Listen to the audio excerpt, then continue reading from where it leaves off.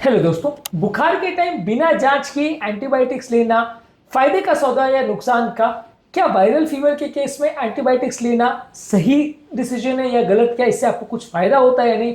आज इस पर हम बात करेंगे क्योंकि सबसे ज्यादा कॉमनली होने वाला फीवर वायरल फीवर होता है। और जब कभी भी आप किसी डॉक्टर के पास जाते हो तो वो कीटाणुनाशक दवाइयां दे देता है, जो कि ज्यादातर केस में वायरल फीवर में कोई भी असर नहीं करती, क्योंकि ये कीटाणुनाशक दवाइयां बैक्टीरिया को मारने के लिए दवाइयां होती है, वायरल फीवर पे कोई असर नहीं करती। तो ऐसे केस में क्या कीटाणुनाशक दवाइयां देने का कुछ भी पेशेंट को फायदा है? क्या इस मामले में साइंटिफिक फैक्ट्स है? क्या इस मामले में सच्चाई है? आज जानने का प्रयास करेंगे। टॉपिक पर जाने से पहले जो लोग हमारे चैनल पर नए हैं उन्हें रिक्वेस्ट करूंगा कि चैनल को सब्सक्राइब करें, क्योंकि हमारे चैनल का मकसद है लोगों की हेल्थ को इंप्रूव करना, लोगों को हेल्थ एजुकेशन के द्वारा एम्पावर करना। इस मकसद में आप हमारे सहभागी बनिए। चैनल को सब्सक्राइब करके, वीडियोस को लाइक करके, वीडियोस को फ्रेंड रिलेटिव के साथ शेयर करके। इस टॉपिक के दौरान हमारी ओपीडीज की कुछ इंटरेस्टिंग स्टोरीज आपको बताऊंगा, हमारे प्रैक्टिकल एक्सपीरियंस के पॉइंट्स और फाइनल वर्डिक्ट बताऊंगा, और कुछ साइंटिफिक फैक्ट्स और स्टडीज भी आपको बताऊंगा जो आपको ज्ञान भी देंगे और हैरान भी करेंगे। तो टॉपिक में मेरे साथ एंड तक बने रहिए। चलिए शुरू करते हैं मेरे साथ ये हेल्थ का सफर।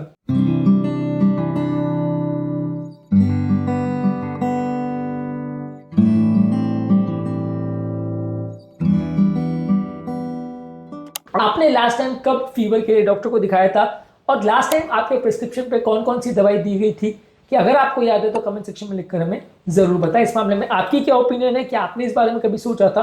जरूर लिखकर हमें बताएं। एंटीबायोटिक्स जो है ये वायरल फीवर में कोई रोल नहीं होता, क्योंकि बेसिकली अगर वायरल फीवर है तो वहां कल्प्रिट जो ऑर्गेनिज्म है जिसने वो फीवर किया है वो वायरस है, जहां पर कीटाणुनाशक दवाई का कोई रोल नहीं है। वायरल फीवर के केस में इस तरह की चीजों का आप यूज करते हो तो इसमें कोई फायदा पेशेंट को नहीं होता। इसके अलावा एंटीबायोटिक्स जो है वो वायरल फीवर के ड्यूरेशन को कम नहीं करते।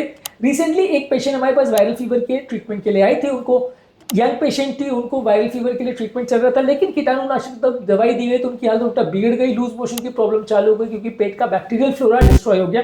Journal of American medical association का एक आर्टिकल पब्लिश हुआ था 2016 में, जहां पर बताया गया था कि वायरल फीवर के ड्यूरेशन में और उसकी इंटेंसिटी में कोई फर्क नहीं आता या कोई फायदा नहीं होता जब पेशेंट को हम एंटीबायोटिक उसके लिए यानी कीटाणुनाशक दवाइयां देते हैं। तो यहाँ पे कीटाणुनाशक दवाई का कोई क्लियर कट रोल नहीं है, साइंटिफिकली ये भी प्रूफ हो चुका है। इसके अलावा अननेसेसरी एंटीबायोटिक लेने से ग्लोबली इन कीटाणुनाशक दवाइयों के प्रति रेजिस्टेंस डेवलप हो जाता है, यानी कीटाणुनाशक दवाइयां काम नहीं कर पाती हैं।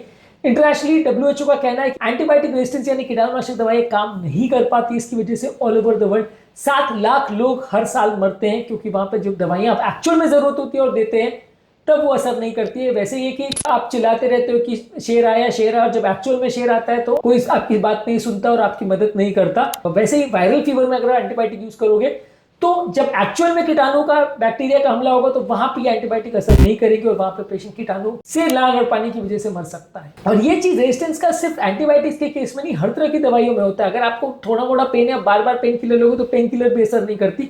हर दवाई के साथ यही होता है कि जब आप उसको ओवर यूज करते हो तो उसके साथ रेजिस्टेंस डेवलप हो जाता है। लैंसेट इन्फेक्शियस डिजीज 2022 में एक आर्टिकल पब्लिश हुआ था जिसने ये बताया था कि ये जो ग्लोबल ट्रेंड अगर एंटीबायोटिक रेजिस्टेंस का और अननेसेसरी प्रिस्क्रिप्शन का अगर बंद नहीं होता है तो 2050 तक हर वर्ष लगभग 1 करोड़ लोग मरेंगे। जो अभी डब्ल्यूएचओ का रिपोर्ट है कि 7 लाख लोग मरते हैं, वो बढ़ के 1 करोड़ तक पहुंच जाएगा एंटीबायोटिक रेजिस्टेंस के द्वारा। तो ये बहुत बड़ा ग्लोबल मोर्टेलिटी का कारण बन जाएगा यदि अननेसेसरी दवाइयों का यूजेज बंद नहीं हुआ तो। इसके अलावा वायरल फीवर में कई बार व्हाइट ब्लड सेल्स और सीआरपी लेवल एलिवेट हो जाते हैं, जिसकी वजह से लोग को लगता है कि बैक्टीरियल इन्फेक्शन है, लेकिन एक्चुअल में इस तरह के केस में सिर्फ रेस्ट और हाइड्रेशन से ही फायदा हो जाता है। रिसेंटली हमारे पास एक 32 पेशेंट आए थे जिनका सीआरपी लेवल्स बढ़ा था, फीवर उनका परसिस्टेंट था।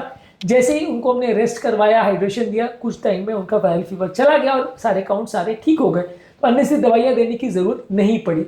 2017 में बीएमजी ओपन में एक आर्टिकल पब्लिश हुआ था जहां पे बताया गया था कि सीआरपी लेवल जो है बैक्टीरियल और वायरल इन्फेक्शन में डिफरेंशिएट करने के लिए बहुत ज्यादा मदद नहीं करते हैं पहले 72 घंटों में। इसके अलावा ये जो एंटीबायोटिक आप लेते हो वो आपके पेट की नेचुरल बैक्टीरिया को डिस्ट्रॉय करता है, जिससे लूज मोशन की प्रॉब्लम बढ़ जाती है और हॉस्पिटलाइजेशन की जरूरत उल्टा बढ़ जाती है। इसका बेसिकली आप ऐसे कंपेयर कर सकते हो कि मान लीजिए घर में आपके एक चूहा या कॉकरोच घुस गया और आप उसको मारने के लिए पूरा घर गिरा देते हो। ये आप देखते नहीं हो कि भाई उस चूहे को मारने के लिए कुछ और माइनर चीज की जा सकती है, पूरे घर को जाने की जरूरत नहीं है। वहां पे वो चूहा घुसा है, कोई आतंकवादी नहीं घुसा है। लेकिन आपका अगर स्टेप इतना ज्यादा रेडिकल रहेगा तो कई बार फायदे के बदले नुकसान होगा। 2019 में नेचर रिव्यूज माइक्रोबायोलॉजी में एक आर्टिकल पब्लिश हुआ था कि ये एंटीबायोटिक्स का जो इफेक्ट है हमारे पेट के फ्लोरा में कई बार महीनों तक भी परसिस्ट रह सकता है। इसके अलावा बच्चों में वायरल फीवर में अक्सर कॉफ एंड कोल्ड काफी कॉमन होता है और यहाँ पे अगर हम एंटीबायोटिक्स देते हैं तो फायदे के बदले अक्सर नुकसान होता है।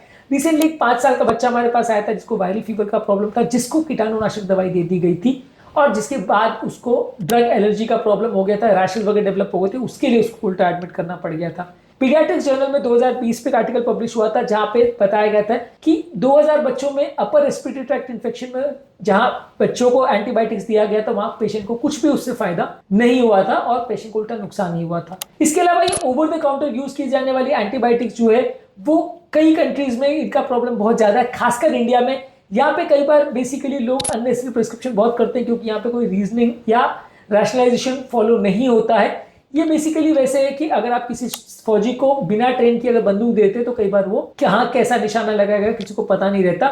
2021 में Indian journal of medical ethics में बताया गया था कि ज्यादातर 60% लोग एंटीबायोटिक्स का जो प्रिस्क्रिप्शन कर रहे हैं वो बिना प्रिस्क्रिप्शन के या बिना डॉक्टर से पूछे भी फार्मेसी वाले तक दे देते हैं ये एंटीबायोटिक दवा कीटाणु को मारने के लिए, बिना देखे कि वो कौन सा तरह का इन्फेक्शन है।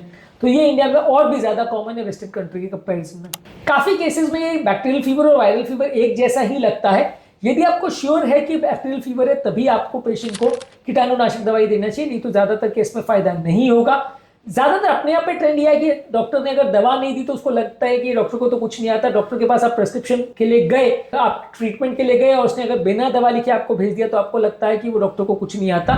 पर एक्चुअल रियलिटी है कि इस तरह के पेशेंट में खाली सपोर्टिव थेरेपी जैसे कि पैरासीटामोल और थोड़ी बहुत खांसी वगैरह की दवा देने से अगर काम चलता है तो वहीं से चलाना चाहिए काम। अननेसेसरी कीटाणु दवा देने से फायदा नहीं, उल्टा नुकसान हो सकता है। कई वायरल फीवर में कभी कभार ऐसा होता है कि सेकेंडरी बैक्टीरियल इन्फेक्शन हो सकता है, यानी कि पेशेंट को मान लीजिए कोई बुखार होता है बाद में कुछ इन्फेक्शन हो जाता है। जैसे रिसेंटली हमारे पास एक पेशेंट आए थे जो आए थे डेंगू फीवर के लिए, लेकिन बाद में उनको यूरिन में इन्फेक्शन हो गया सेकेंडरी इन्फेक्शन की वजह से, जो कि यूरिन कल्चर में बाद में कंफर्म हो। तो ऐसा कभी कभी हो सकता है कि पेशेंट वायरल इन्फेक्शन के लिए आए बाद में बैक्टीरियल इन्फेक्शन हो जाए, लेकिन वहां सिर्फ 5-10% केसेस में ही होता है और वहां पे आपको कीटाणुनाशक दवाइयां यानी एंटीबायोटिक्स का फायदा मिलेगा, बाकी केसेस में नहीं मिलेगा। एंटीबायोटिक्स का यूज करने से कई बार सीरियस पेट में इन्फेक्शन जैसे क्लोस्ट्रीडियम डिफिसाइल का इन्फेक्शन भी हो सकता है, जिसकी वजह से मृत्यु दर और क्रॉनिक डायरिया भी बढ़ सकता है। एनईजीएम ने बताया था एक आर्टिकल में 2021 में कि 500% इंक्रीज हो जाता है कम्युनिटी एक्वायर्ड क्लोस्ट्रीडियम डिफिसाइल का इन्फेक्शन का उन लोगों में जो ये अननेसेसरी एंटीबायोटिक दवाइयां लेते हैं। ये एंटीबायोटिक आपकी इम्यूनिटी को नहीं बढ़ाते हैं, ये सिर्फ कीटाणु को मारने के लिए दवा है, तो ये इम्यूनिटी के हिसाब से इसका कोई रोल नहीं है, तो अननेसेसरी लेने से कुछ फायदा नहीं होगा। और ये कीटाणुनाशक दवाइयों का जो रेजिस्टेंस डेवलप होता है ये सिर्फ उसी व्यक्ति में डेवलप नहीं हो रहा है, पूरी सोसाइटी में डेवलप हो जाता है, जिसकी वजह से उसके आसपास भी जब किसी और पेशेंट में वो दवा यूज की जाएगी तो उसमें फर्क नहीं मिलेगा, यानी कीटाणुनाशक दवा असर नहीं करेगी। अगर आप जुडिशियसली या समझबूझ के साथ एंटीबायोटिक का प्रयोग करोगे तो लंबे समय तक कीटाणुनाशक दवाइयों का प्रयोग कर सकते हैं।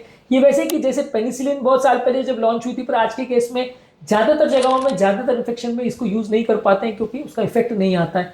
तो कारण वही है कि कीटाणु का नेचर बदलते चला जाता है, वो पुरानी एंटीबायोटिक्स के लिए रेजिस्टेंट हो जाते हैं।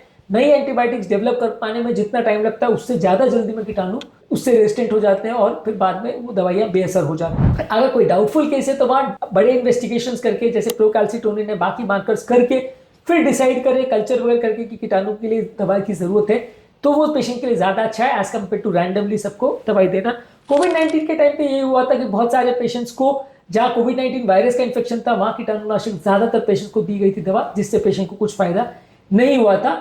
कई लोग को ऐसा लगता है कि वायरल इन्फेक्शन के पेशेंट्स में अगर आप एंटीबायोटिक्स दे दोगे तो वो इन्फेक्शन को कम करेगा और रेजिस्टेंस डेवलप नहीं होगा, पर ज्यादातर ये कुछ ज्यादा फायदा नहीं करता है। कुछ लोग को ऐसा लगता है कि फीवर अगर हाई है तो एंटीबायोटिक दे देना चाहिए, पर वैसा भी नहीं है। वायरल फीवर में भी अक्सर फीवर हाई रह सकता है। तो इस मामले में हमारा फाइनल वर्डिक्ट ये है कि आपको अननेसेसरी सेल्फ मेडिकेशन यानी दुकान पर जाकर दवाई ले लेना, ये प्रैक्टिस को बंद करना चाहिए। जहां जरूरत हो वहीं पे दवा लीजिए।